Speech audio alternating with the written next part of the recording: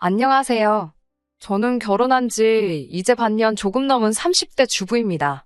제 속옷 서랍장까지 손대는 시모 때문에 남편이랑 이혼하게 생겼습니다. 남편과 저는 4살 차이로 소개팅으로 만났습니다.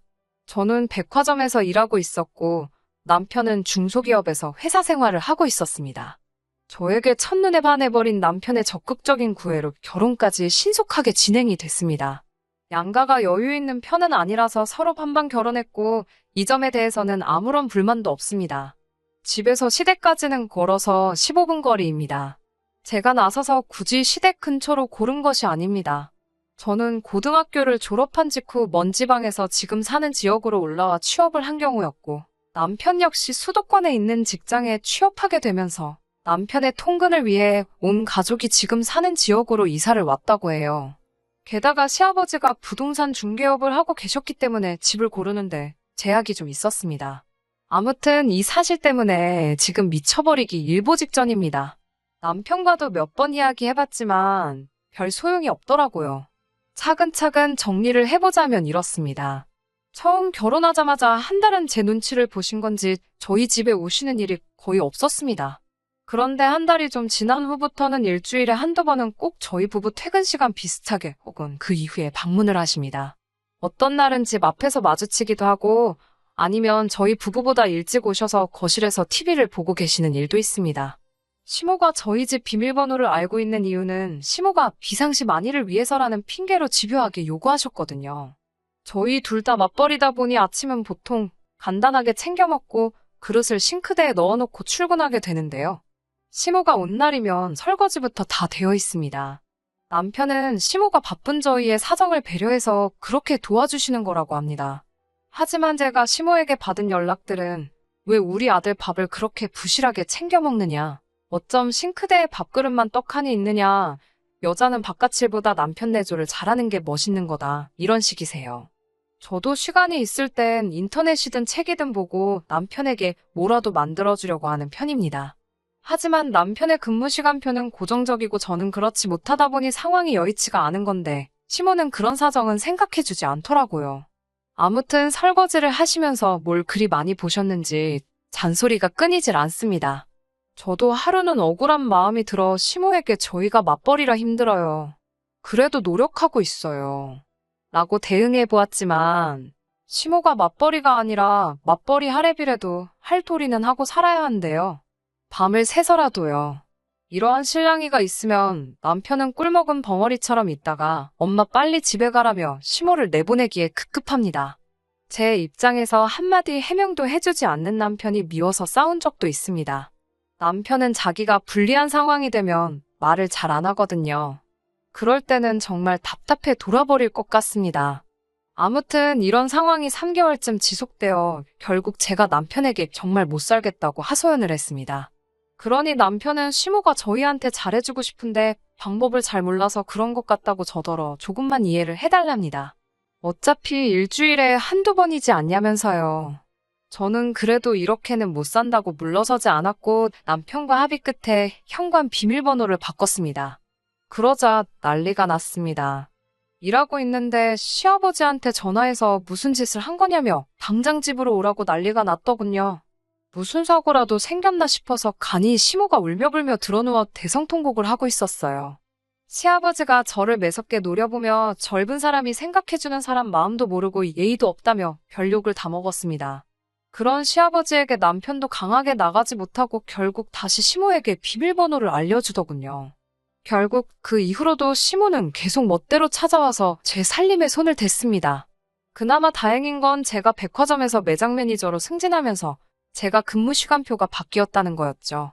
그러다 보니 시모와 마주칠 일이 거의 없어졌어요. 근데 이것도 마주칠 일이 없으니 이제 문자로 전화로 잔소리를 하시네요. 업무 중이라고 아무리 말씀드려도 본인이 연락하고 싶으시면 시도 때도 없이 하십니다. 내용은 늘 같아요. 남편을 잘 챙기라고요. 밥도 잘 먹이고. 한 번은 같이 맞벌이를 해도 생활하면서 내 아들이 번 돈을 쓰지 않느냐. 그만큼 밥도 잘 챙겨 먹이고 내줘도 성심성의껏 해라. 그게 여자가 아내로서 며느리로서 해야 할 첫 번째 임무다. 그리고 애는 언제 낳을 거냐. 아들을 낳아야 한다. 내조를 잘하면 그게 다 복으로 돌아와 아들을 낳을 수 있을 것이다. 그리고 이뿐만 아닙니다. 처음에는 긴가민가 했는데 요즘에는 시모가 제 물건에 손을 댄다는 확신이 들더라고요. 예를 들어 저는 깔끔하게 서랍안을 정돈하는 걸 좋아합니다. 항상 사용한 물건은 제자리에 두는 게 제 습관이에요. 그런데 한 번씩 서랍 속 물건들이 위치가 바뀌어 있습니다. 크게 티가 나게는 아닌데 주인은 알아볼 수 있는 그런 미묘한 변화가 있더라고요. 화장대 위 기초 제품들의 위치가 바뀌는 일도 있고 서랍장 옷장 안에 옷들의 배열이 바뀌는 일도 있었습니다. 심지어 속옷까지도요. 남편에게 혹시 시모가 안방에 들어오시는 걸 알고 있냐 물으니 저더러 증거 있냐고 하더라고요. 그래서 제가 이렇게 저렇게 바뀌어 있더라 설명을 하니 저더러 네 기억이 100% 맞다고 어떻게 장담하냐고 저더러 적당히 하라고 하더라고요. 사진이나 동영상이 있는 게 아니다 보니 오히려 저를 정신병자 취급하는 느낌이었어요. 그래서 저는 남편에게 지금까지 그동안 시모에게 받은 문자들과 통화 목록을 보여줬습니다. 남편의 안색이 점점 퍼렇게 질리더라고요. 그러더니 이 정도로 널 힘들게 하고 계신지는 몰랐다며 사과를 하더라고요. 그래서 저는 시모에게 더 이상 우리 집에 방문하지 마시라고 일러라. 당신이 제대로 중재하지 못하면 나는 결단을 내릴 수밖에 없다고 말했습니다. 그리고 당분간 안방 문은 잠그고 다니겠다고요. 아침 식사도 각자 회사에 가서 해결하자고 했어요. 남편은 뭔가 마뜩찮은 눈치긴 했지만 결국 수긍했고요. 그렇게 문을 잠그고 출근하기를 일주일째 되던 오후 일을 하고 있는데 계속해서 시모한테 전화가 오더라고요. 도대체 무슨 일인가 싶어서 받으니 다짜고짜 비명부터 지르셨습니다. 안방문을 잠궈둔 건 무슨 의미냐고요. 지금 너희 집에 왔는데 안방문이 안 열린대요. 너 나 못 들어오게 하려고 잠궜냐며 기분 나쁘다고 노발대발 하시더라고요. 그래서 저도 할 말은 해야 할 것 같아서 저희 방에는 왜 들어오려고 하시냐고 물었어요. 그러자 내 아들 방 내가 내 손으로 정리 좀 해준다는데 그게 꿈냐더라고요. 본데 없이 잘한나 살림도 모같이 해서 도와주는데 저더러 삐딱선을 탄다나요. 저는 정중하게 안방은 부부의 개인 공간이고 어머님의 도움 없이도 제가 잘 정리할 수 있으니 걱정은 안 하셔도 된다고 말씀드렸어요. 제 물건에 손대지 말아달라고요. 그러자 시모가 자기를 도둑 취급하냐고 또 혼자 마음대로 오해를 하시더군요. 제가 도둑으로 모는 게 아니라 사생활 침해를 하지 말아달라고 부탁드리는 거라 하자 내 아들 집에서 사생활이 어딨냐고 말꼬리를 잡고 늘어지시더군요. 도저히 이런 식으로는 상황을 마무리 지을 수 없어서 그냥 제가 전화 끊고 시모 차단해버렸습니다. 그리고 남편에게 전화에 방금 있었던 일을 전달했어요. 그러자 남편은 깊게 한숨을 내쉬더니 그냥 무시하고 냅두랍니다. 제 풀에 지쳐 그만두실 거라고요. 남편의 우유부단하고 소극적인 태도에 저도 어떻게 뭘 더 해야 할지 모르겠더군요. 퇴근하고 집에 오니 남편과 시모가 거실에 함께 있었습니다. 현관으로 들어오는 저를 보자마자 시모가 저더러 저 미친 것이라며 저한테 달라들더라고요. 제 머리채라도 잡을 기세로요. 제가 얼른 몸을 피하고 남편도 시모를 붙잡으며 저더러 얼른 안방으로 들어가라고 하더군요. 그런데 안방으로 들어가려는 순간 안방 문고리 쪽 나무에 선명한 흠집들이 눈에 보였습니다. 아마 시모가 잠겨있는 문을 어떻게든 열어보려고 한 것 같았어요. 이걸 보자 시모가 정말 제정신이 아니라는 생각이 들었고 저는 그 자리에서 우리 이혼하자고 소리쳤습니다. 그러자 시모는 저더러 지금 누가 잘못을 했는데 이혼 타령이냐며 당장 무릎 꿇고 죄송하다고 하래요. 남편도 지금 제정신이냐고 화를 내더군요. 저는 남편에게 더 이상 이 결혼 생활을 이어갈 힘도 자신도 없다. 이혼 서류 정리해서 보낼 테니까 확인하고 재산은 반반 결혼했으니 반반 나누면 될 것 같다고요.